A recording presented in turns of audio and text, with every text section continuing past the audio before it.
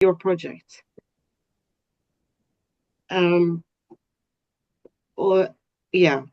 Because grounded theory is about creating theory from that culture that you are staying in. But you have a question, so you have a lens, but it's still empirically based, and you don't really know what's going to happen. So you can have some ideas about where it's going to go, but you have to stay quite open to the happenings around you. So your analytical categories might be very different. That happened to me. And at the end of the project, then it's that you assume it's going to be in the beginning, because you have to be so immersed that you are catching details that you didn't really know was there, and so forth. Could I ask a question, please? Yes. Is this meeting being recorded? Yeah, I have Yes, just recorded it for. Is it okay for you, Elin? Yes. Okay, so that's fine for me too. But I approved. Okay, that's fine. And the other thing is that Govinda, you should feel free to keep asking, like, so that you get what you want from this. Because, for example, Elin, now that he has a background in mentoring, this concept of mentoring, and which was introduced to you by, I think, British Council or some person there.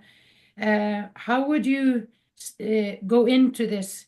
Because of you are not biased in a way. You are looking for this mentoring idea that you already have in your head.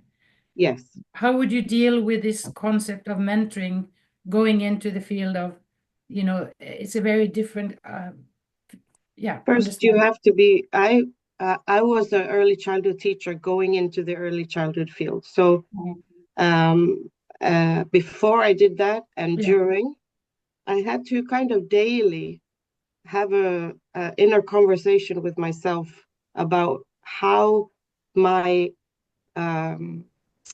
knowledge, how my experiences, how that would influence the field, and also how me being present there would influence what they did and what they said and this kind of thing. So that's why the reflexivity part of this kind of project is very, very important. Also, I was very close to my teachers, so we had daily conversations. So if they had some insecurities, or if they did something that because I was there, we could pick that up. Also, I went in with a video camera. So in addition to my conversations, I had video footage that I shared with them, and we had video recall conversations, so they could kind of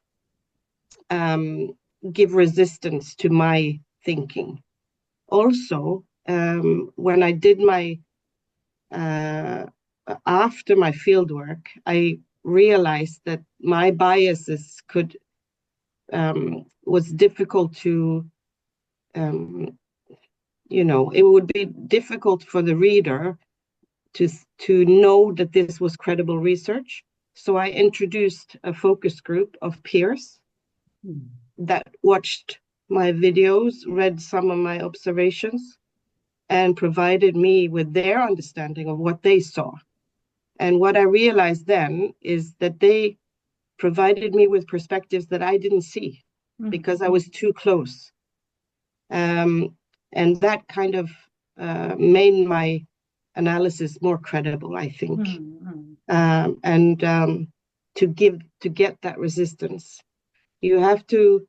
So the closeness or the distance of where you are positioned in the field, you need to write. What did you call that group? You had a name for that kind of a group? I had a focus group. Focus group. Yes. Who watched excerpts of my videos, and they read some of my observations. So to provide me feedback.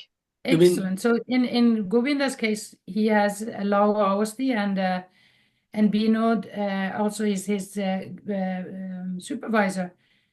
but it could be also to maybe also include more than, because they are, more from a local perspective. Lauvås has a long history of understanding the local pedagogy. So that's a very, very helpful thing for Govinda. But maybe would you think maybe you would have more than 2? In the focus group? Yeah. I had 3. You had 3. Okay. I had 3, and I showed them the video, and I showed them my research question, and I just let them talk. And I recorded their conversation to not put my understanding of what I saw. I didn't want to steer how they responded or what they saw in the videos or what they saw in my observation notes, to not intervene when the conversation went off a little bit. Yeah. Yeah. Well, in a way, we are already 3. I could also be someone who's has a distance, but at the same time, I don't know. Think about it, Govinda. It's useful. It's a very useful idea. Yeah, exactly. So, focus group, I had not, planned to do the focus group, but when Elin explained about this one, later after my preliminary visit and talk with the participants, what comes, maybe based on my reflective journal or diary or my observation and preliminary talk with the participant, what comes, then I think I should have a focus group discussion with the participants as well as the supervisors. Is it good idea to have a focus group discussion with the supervisors and participants together? Elin, my query. I think I had one set of conversations with my participants because they knew me. So because I was a long time in the field, they trusted me. So they reflected on a deeper level, I think, when it was only me and them. So I decided to just use my focus group for the analytic process of just trying to understand my empirical material, my data. So they were only introduced to my data, the focus group. Yeah, because they didn't know my participants. And that's also something, because in my study, it was important to, even though they were kind of known, they had to be anonymous in my material. And by introducing them, even though they saw them on the video, they didn't know where they worked or what their name was or anything like that. So there was an ethical consideration there as well, not to introduce them to the focus group. Yeah. Because the focus group was analyzing their actions. So there's an ethical part there that I wanted to avoid. Yeah. While analyzing the data, we can have that, right? So not at the very beginning. So what I have planned to do is that I just find one key person to build up the rapport in the Gurukul school there, and then I go and spend time at least 2 weeks in the first phase. And I meet the teacher, senior teacher or guru there. And then I talk about the teaching learning process, or maybe how they prepare the teachers, and then how they develop the teachers there in Gurukul. I talk informally or maybe semi-structured interview. I have planned like this way, and then I also observe their communication process, how they communicate, interact with the novice teachers, or maybe the shishya or the students there in the Gurukul. So this is how I have planned to go there. I spend time, understand them, and the methods or techniques of transferring the knowledge of the teachers to the students. But observation and semi-structured interview I have planned, but I have not planned that focused group discussion yet. But when you just explain about this, I think it will be a good idea to have focus group discussion later after having the transcript, or maybe the themes. I think this is the good idea in the second phase, or shall I do that focus group in the first stage? What do you suggest me?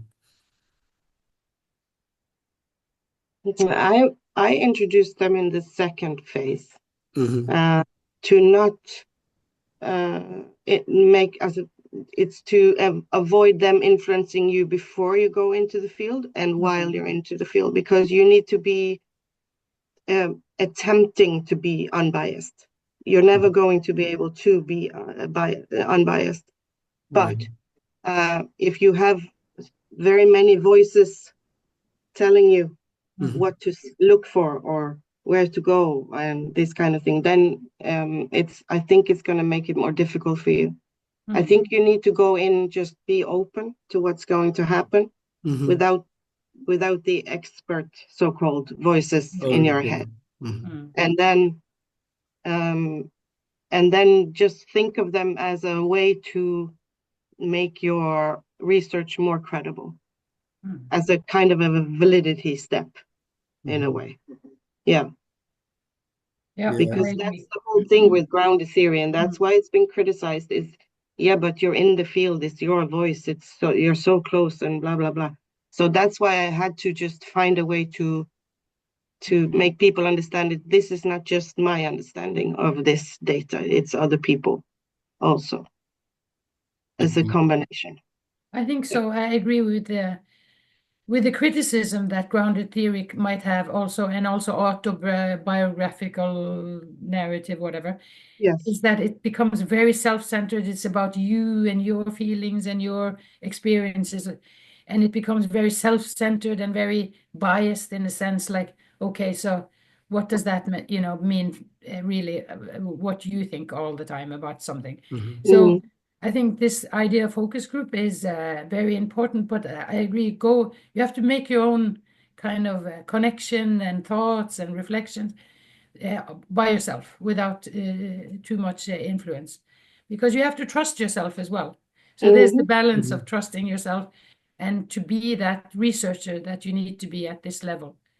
Now that you have to be ethical and honest and open-minded and honest about your bias and your background, but also trust yourself to be the person that is going to approach the guru in a a good way, and that your observations are worth listening to. And so you should be confident about that, I think. I think so, because there's also, by being close, there's also a positive. Yes. Because there's things you will see that the people who have who are too distant will not see. So there are things you have to be aware of your closeness, but at the same time use it. Because your closeness to the field and the closeness to your participants will gain the research, because they will trust you to be a voice, and not just a critic standing from the outside coming in. So building trust with your participants is also, I think, easier, because they see you as an insider. And I think that's something to also write in your process, that definitely, before you even go there, maybe you should sit down and write, who am I? Why am I the right person, the good person to do this research? What is it with me that will create this closeness and this connection with the gurus, and your personal kind of resource that you have in yourself, to be aware of that Elin could not do the same as you. If No. Elin came to the field and to Ashram, everybody would, start acting strange, or they would feel very uncomfortable maybe because she's, but they won't feel uncomfortable with you. Why not? You should make that argument. Why not? Who are you that can do this research in a credible way? Yes. Because you have that personality, you have that interest make that argument for yourself before you go there. I think. Yes. That's at least what we would do as narrative researchers as well. Who am I to tell their story? Yes. Yeah. So So reading about reflexivity and writing about it is crucial. Yeah. Yeah. At this point, I just want to know. So while going to the field or building rapport with the participants or observing the conversation or whatever there, so I think I should keep the research questions in my mind, and then record the information what are related to my research questions only. Or whatever comes there, in my observation or in the field, should be recorded. What do you think? I should be focused on my research question, or be again open? Both, weirdly enough, because there might be, if you are only looking through the lens of your research question, there might be things happening around that will influence the answer to your question that you will not see. So it's kind of being focused, but at the same time being open and being immersed in the activities and everything, because there might be things that you didn't know before that might happen, and that might kind of provide an answer or more answers to your question that you didn't know before. So it's weirdly both. Yeah, but that's what makes it interesting to me, because I know when I go out in the field, because you are a teacher, you have knowledge, you have all these kind of things. We have assumptions of what we're going to find. Let's be honest, we do. So going out and staying open, you get these kind of moments where you go, oh, so this is, so I write to see if it happens again, it might be relevant or it might not, but I at least write it down. So in case it's going to be relevant, I have my data. Yeah. Good. So Yeah. So even research questions just guide us to go to the field, and then interact with the participant. But still, you mean to say that I should be open, whatever comes there, or what the emergent ideas might come on the way, and that should be recorded. Yes. Yeah, that should be recorded.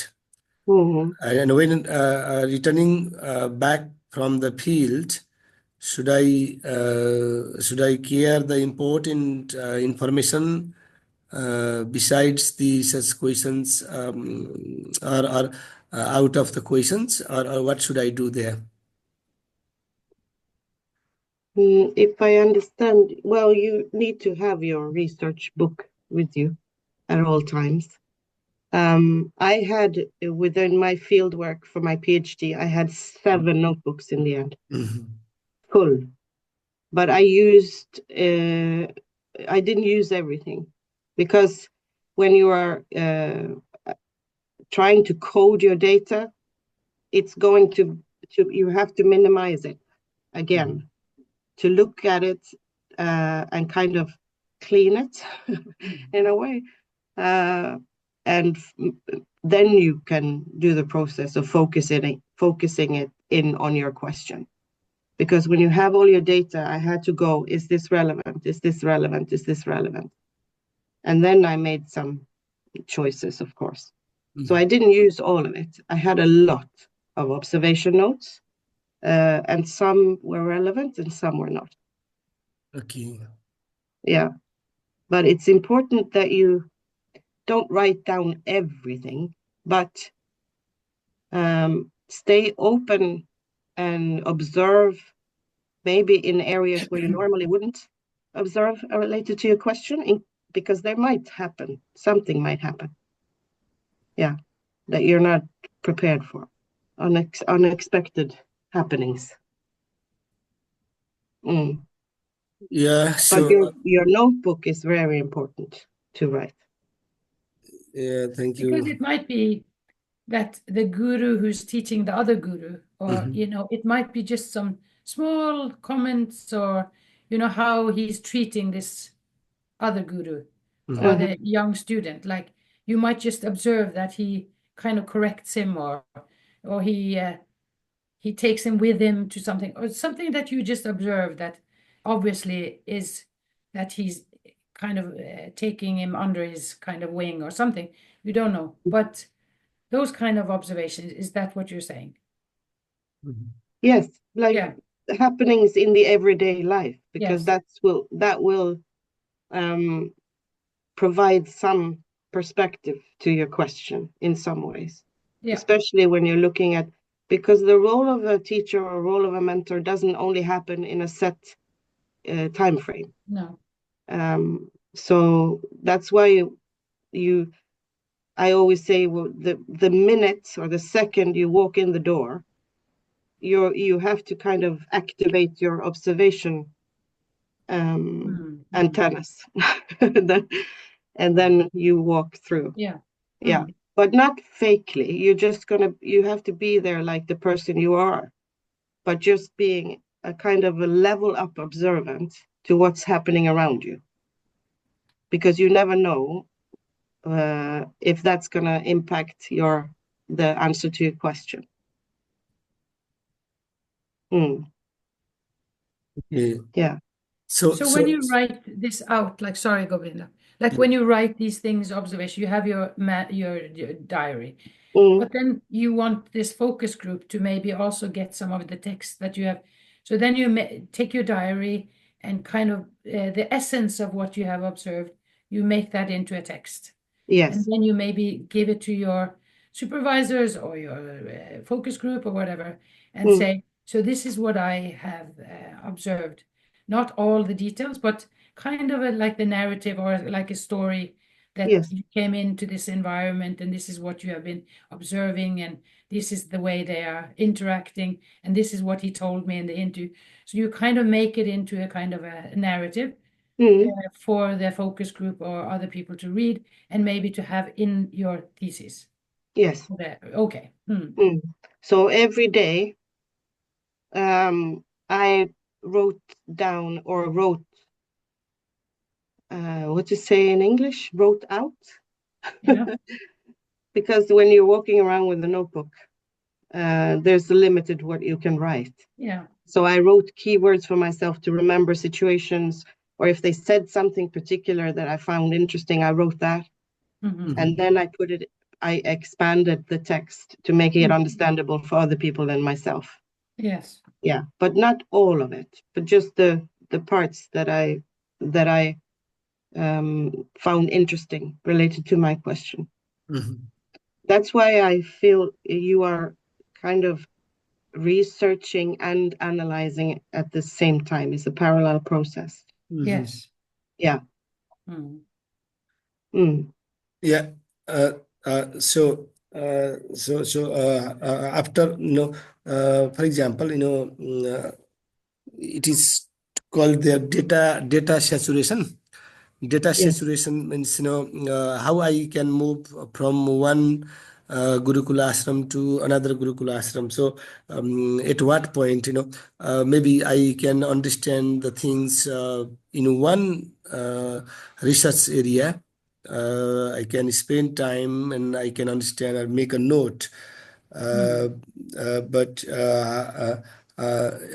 what gives the information about the data saturation there? How I can move to the next, or how I can connect the idea again to the next right. So, do you have any idea about this, Elin? Yeah, this is a challenge, because the question is, when is it saturated enough? It will never be. No. And you're going to be there forever if you don't set the time frame for yourself and say enough is enough. Yeah. And also, I think you can saturate over time your the empirical data with the theories that you choose. So to the question that Helen brought forward in the beginning, what theory do I choose? I think in grounded theory, the question is, what kind of theory will serve my question the best, and the context within which you are doing your research, because it's contextually based, like really contextually based. So for me, I chose, because I was in the culture of early childhood education in Norway, I chose theories that have influenced the practices of the Norwegian early childhood centers. So I kept my theories around the Nordic countries, because that has been most influential. Also some English. But I didn't go to the ends of the earth to find theories that would kind of help me saturate my data. But that's a choice you just have to write. What criteria or criterias are you choosing your theories from? And being it's grounded theory, and it's context, it's very narrow context. You can also contextualize the choices of theories that you choose to introduce, because you will not be able to introduce all of them. That would be, I think that would not gain any positive impact on your research. The fact that you are aware that there are different theories, that's okay to write something about. But being a little bit critical of what theories you're introducing, I think is good. And think context. So, Elin, the saturation part, you will never get to the point where you're going to be afraid that you have not been there long enough.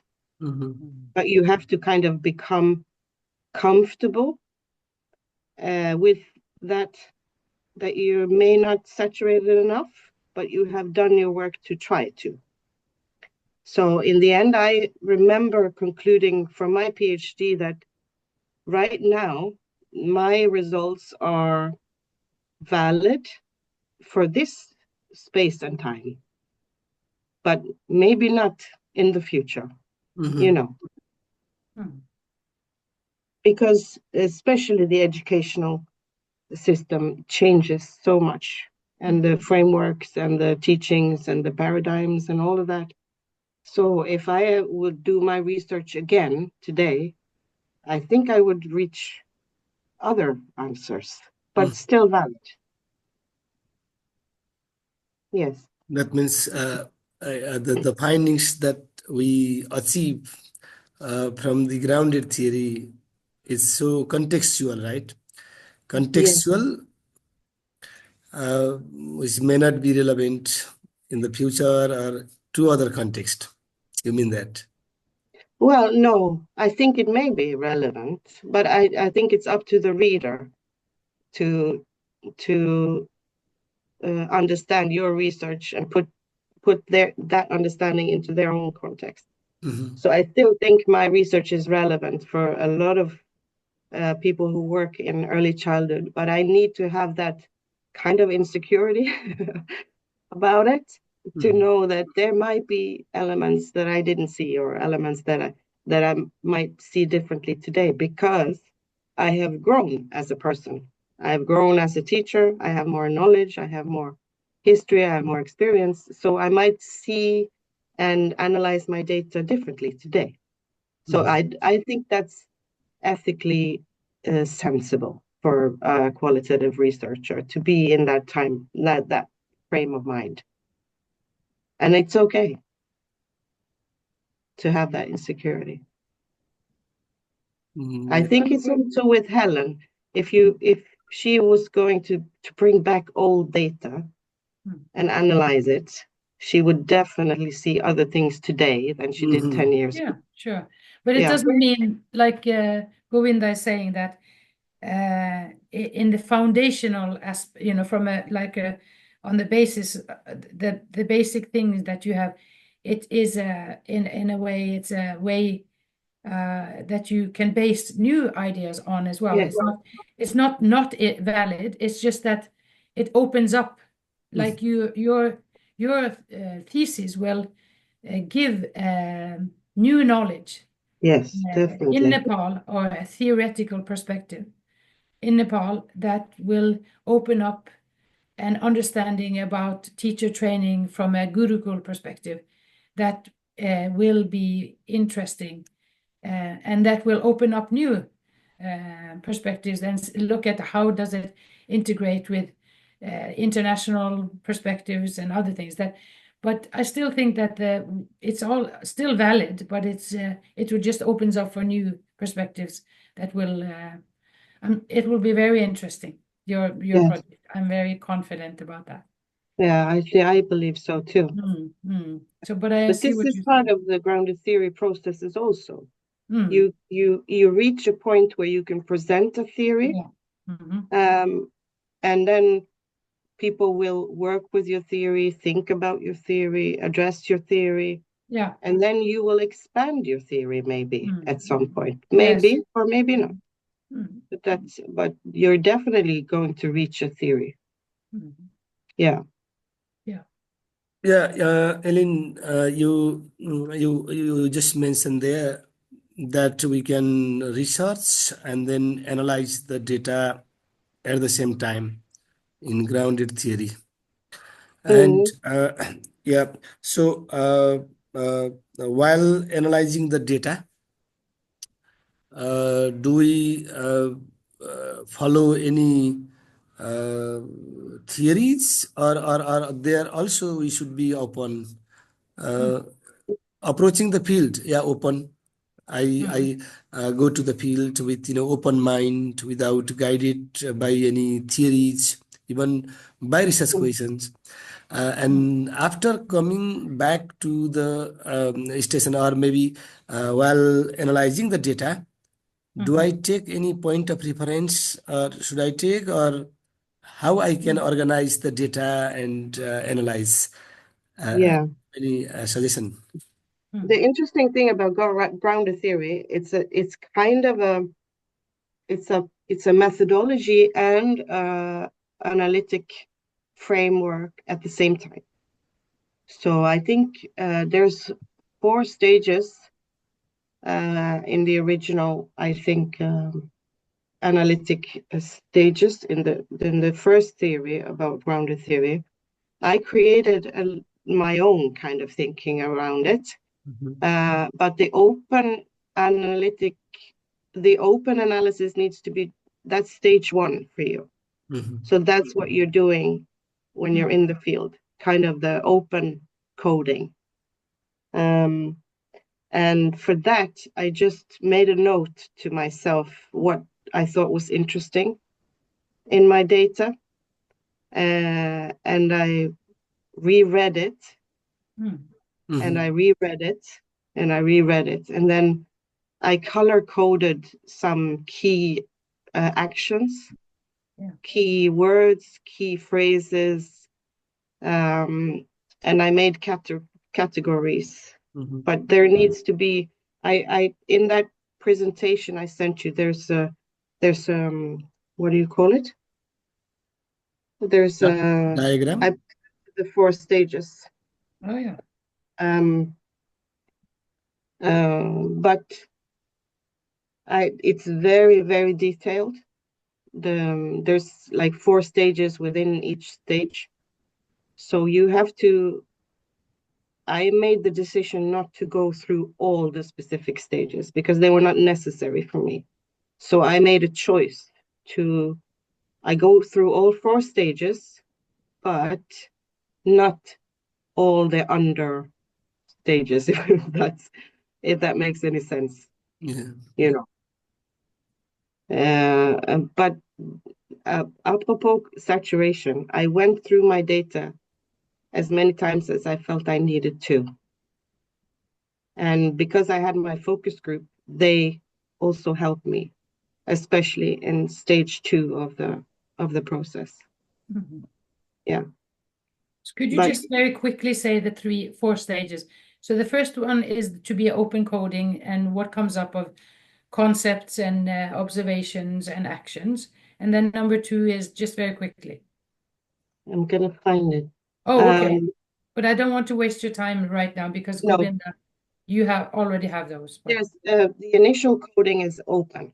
So Yes. you're reading and analyzing your data like word for word, line by line, identifying actions and happenings, and then you categorize them. You code them in what we call coding families. Coding. So you move them under headlines. Yeah. And then you go back, and then you have kind of a focused coding. Is there anything in here that is not relevant or relevant? Do I need do I need to go back to my initial coding and find other things that will saturate my coding family or my category family? Okay. And then in the end, it's sampling, it's theoretical coding. Then you bring in your theory at the 4th final stage. Okay. And then the theory is created. That's the very simple form. Yeah. Okay. So time is running out. being 10 open minutes. in the field, and then you start with the open coding. So you're very open in the beginning stages. Open field work, open observation, open coding. And then you start to kind of find the juice in your data. Yes. Yeah. But so I have in the presentation I sent you, there's a very simple presentation, but also a detailed one about how you sample and things like that. Yeah. Yeah. It's a great idea now. So I can go simultaneously collecting the data and analyzing at the same time. And then when I feel there is still lacking, and again I go to the field or observe a more interaction or more conversation or class instruction, or interview the participant again and come back and add in the same process, right? Adding the ideas or evidences there for the open code and then category themes like this way. Yes. Yeah, so it has given me some insights how I can start right away in the field. Thank you very much. But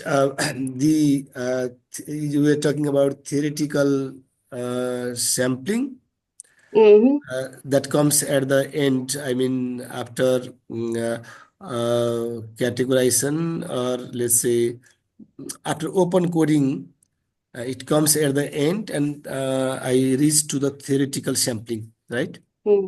Yes. What happened to me was because you have a bias, you have an understanding of what you're going to see. I wrote my theoretical chapter thinking that would be useful. However, only parts of it was, because I went out into the field and I found things that I didn't assume I would find. So I had to start working with my theories and the theories to bounce off the empirical data from differently than I thought. So that's yeah, that's the kind of the insecure process that you have to go through because your data needs to be in the forefront. The theory is either going to support what you find or give.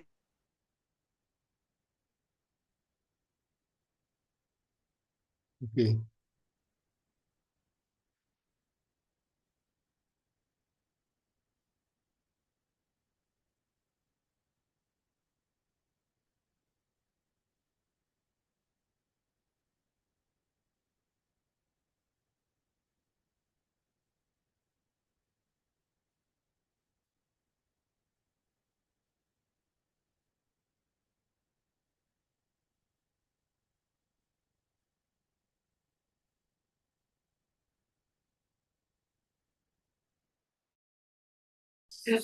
Så det kan jo Sorry, være at I got vi kan disconnected. ta kontakt igjen hvis det er noe liksom på et annet stadie. Yeah. Govinda, sorry, can you hear us? Yeah. Electricity cut off in my area. Oh yeah. And then I've just connected through mobile data. I don't know how much it supports, but the interaction, the conversation is going interesting for me, and then very useful as well. Are you listening to me? Hello?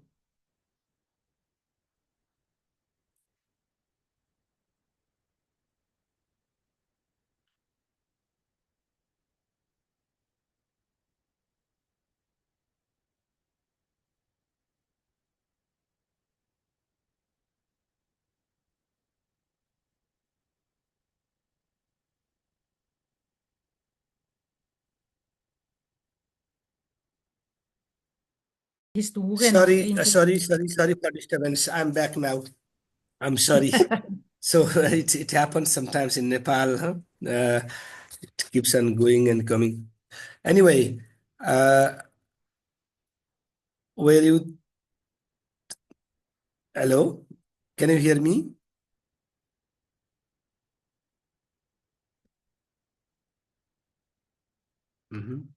Helen? Hallo?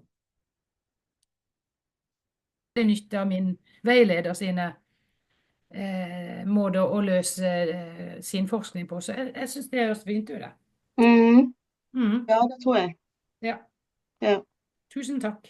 For det at grounded theory er vanskelig. Jeg brukte flere måneder på å forstå dette når jeg skulle først begynne med det. Men så kom det er jo mye mer komplisert enn narrative inquiry på den måten, men alt har jo sine ting, men det omfatter så veldig mye. Sorry, can you hear us? Yeah, but in Norwegian language. Okay, start learning Norwegian now. I can understand your conversation. So you are talking there in, I think, Norwegian language. Yes. Maybe? Yes. Nordic language. So. Okay, so we'll be in touch. Yeah, of course, Ellen. I'm interested. I'm interested now to read your thesis. I request your thesis if it is possible to send me through email. Please do send it to me, and I will study and get more ideas how you connected the ideas there, and also, if possible, when I visit the field in the first round, I come back and I will sit with you and then and get more ideas if you do not mind. I'm thinking to do like that. So together with Helen and then you and me, we sit and then I share what comes from the field and how I can connect at the time of analyzing and coding and then building theory. Yeah, of course, narrative inquiry that I've been working has similarities because we are trying to go to the field and understand people's experiences from their perspective and also build up theory that is to understand something from the local perspective, so that we are not using theories that are alien to the context or doesn't really bring out what we want to find out. So it's very similar, but so some ways you think, what is the difference? I'm not sure. I'm sure we can contribute to each other, but the main thing is that we are now trying to support you in your investigation. So let's see if Elin has the time and the possibilities, then that would be very nice. Yeah. Yeah. Okay, thank you so much for your time, Elin. So we'll be in Well, touch. it was I'll be interesting. going to Nepal next week, and so I will Yeah. meet Govinda then. And I can understand that Govinda also needs maybe help, that you can get a clearance to go to the field now, because that's what you need to do. Yeah. So I'm planning to go the field, and after going to the field, I think I should meet Elin there in Norway. Huh? Helen?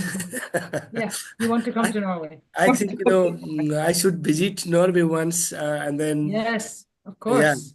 get Yes. more exposure from Elin. Yeah.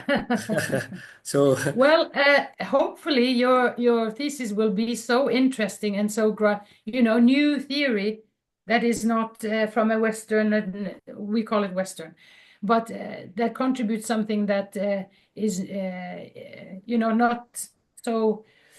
Anyway, so that it might be also relevant and interesting contribution from Nepal to Norway as well. Yeah. So anyway, thank you so much. I think we have to let Elin go now. Yes. yeah, And I thank will you so send much, you Elin. my thesis so you can see how I've done it. Okay. Really encourages me, helps me to go to the field. Thank you very much, Elin. Very best of luck. Thank you so much, Elin. See you Appreciate it. again very soon. Yes. See you again. Yeah. Bye-bye. Bye. Bye bye. Bye.